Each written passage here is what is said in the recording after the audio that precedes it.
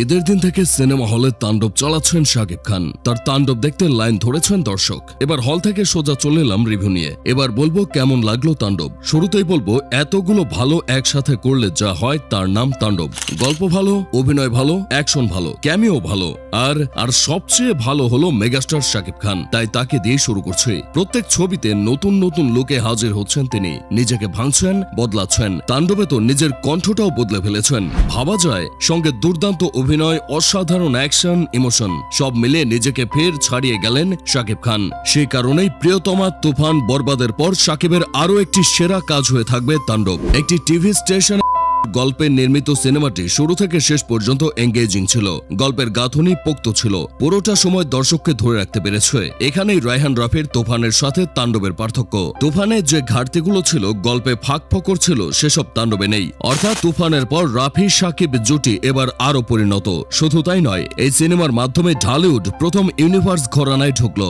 এতদিন আমরা বিদেশি সিনেমা দেখে দেখে মনে মনে আফসোস করতাম আমাদের দেশে কবে এরকম হবে। তাণ্ডব যে সে আফসোস দূর করার প্রথম ধাপ। ওই জায়গা থেকে তাণ্ডবকে আন্তর্জাতিক মানের সিনেমা বলা যায়। তবে যেহেতু মাত্র মুক্তি পেয়েছে, তাই গল্প নিয়ে বেশি কিছু মোটেই বলা যাবে না। তাই অভিনয় চলে যাচ্ছে।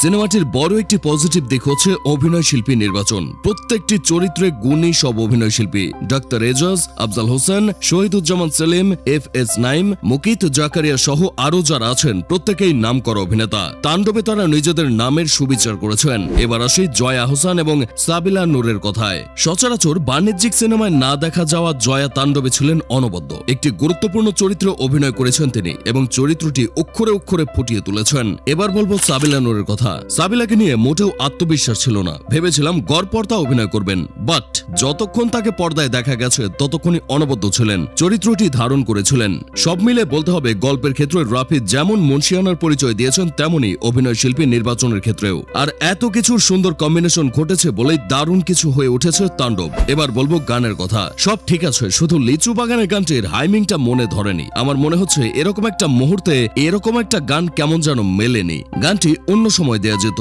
এবার কথা বলবো তাণ্ডবের হুক অংশ নিয়ে। সিনেমাটি মুক্তির আগে এর ক্যামিও নিয়ে যে আলোচনা হয়েছে, সেসব কাহিনী নিয়ে আরো একটি সিনেমা বানানো সম্ভব। আর সে কারণেই ক্যামিও নিয়ে দর্শকের কৌতূহলের শেষ ছিল না। মুক্তির আগে শুধু জানা গিয়েছিল নিশো আছে, আর সিনেমা হলে ঢুকে দেখলাম নিশো, সিয়াম দুজনেই ক্যামিওতে। ব্যাপারটা চরম।